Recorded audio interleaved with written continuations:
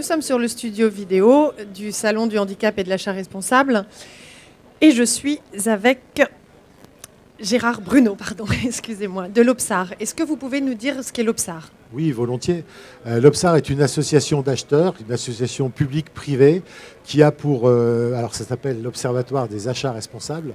Elle a pour vocation effectivement d'accompagner les acheteurs dans la mise en place de bonnes pratiques, de stratégies et de bonnes pratiques d'achat responsable, c'est-à-dire d'achats qui s'accompagnent d'objectifs, en quelque sorte, donc de développement durable et de responsabilité sociétale des organisations, que ce soit des entreprises ou des services publics.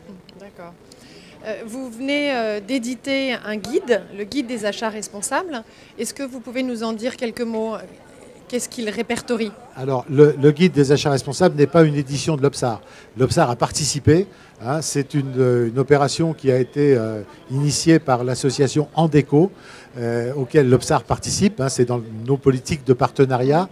Et Andeco, comme son nom tend à l'indiquer, c'est une association qui rassemble des plateformes du handicap, des fédérations qui pilotent des réseaux d'établissements et d'aide par le travail et d'entreprises adaptées, et donc qui sont en fait autant d'acteurs qui mettent sur le marché un certain nombre de produits ou de services qui sont éventuellement à disposition des acheteurs.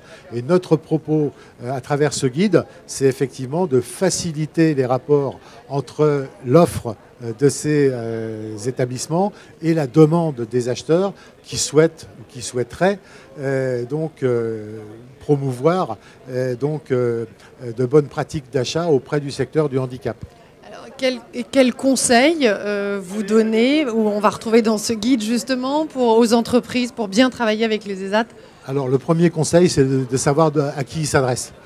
Parce que généralement, les entreprises adaptées et les ESAT ne sont pas connues des acheteurs publics. Ils connaissent les entreprises du secteur ordinaire, mais qui méritent d'être connues justement, les ESAT et les EA ont une offre tout à fait qualitative.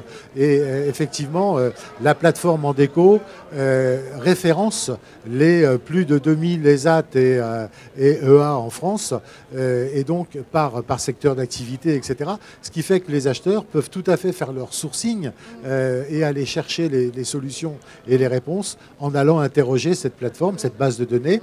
Et puis ensuite, Andeco propose effectivement de les accompagner s'il y a besoin en forme d'assistance à maîtrise d'ouvrage. Et derrière, il y a effectivement le guide qui aide les acheteurs à faire très proprement leur démarche d'achat en prenant les bonnes clauses, en s'inspirant des belles histoires que d'autres avant eux ont développées, etc., etc. Et donc le guide est là pour aider les acheteurs à se mettre en rapport de la façon la plus pertinente et efficiente avec le secteur adapté et le secteur protégé. Et inversement, les EA et ZAT peuvent trouver la bonne façon de répondre aux acheteurs, puisque en fait, le guide est là pour faciliter les rapports entre les deux secteurs. Et quel conseil donnez-vous aux acteurs du secteur protégé pour mieux se faire connaître ?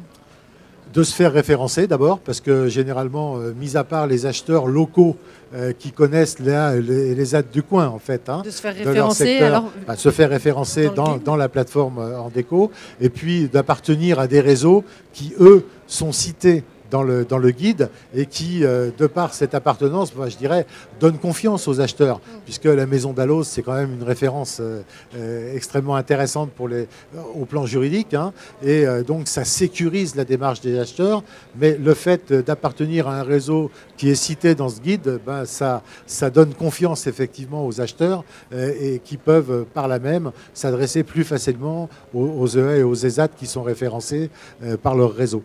Voilà.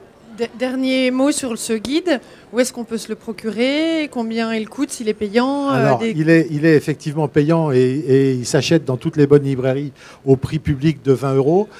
Il peut être acheté à un prix moins important à travers les réseaux, notamment Andeco, bien entendu. Et ce qui qui est intéressant, c'est qu'on va faire une deuxième édition de ce guide qui va sortir en septembre, édition revue et corrigée avec les nouveautés et notamment tout ce qui ressort des nouveaux textes sur l'achat public, puisque c'est nouveau, ou des nouvelles pratiques, y compris la pratique des normes achats responsables qui sont par ailleurs développées par les réseaux d'acheteurs dont je fais partie. D'accord. Et une version web aussi. Une version web est à prévoir, absolument, oui, tout à fait, en parallèle, je crois. Enfin, je l'espère en tout cas. Mais ça, c'est les éditions d'Allos qui sauront vous répondre. Très bien, merci beaucoup. Je vous en prie.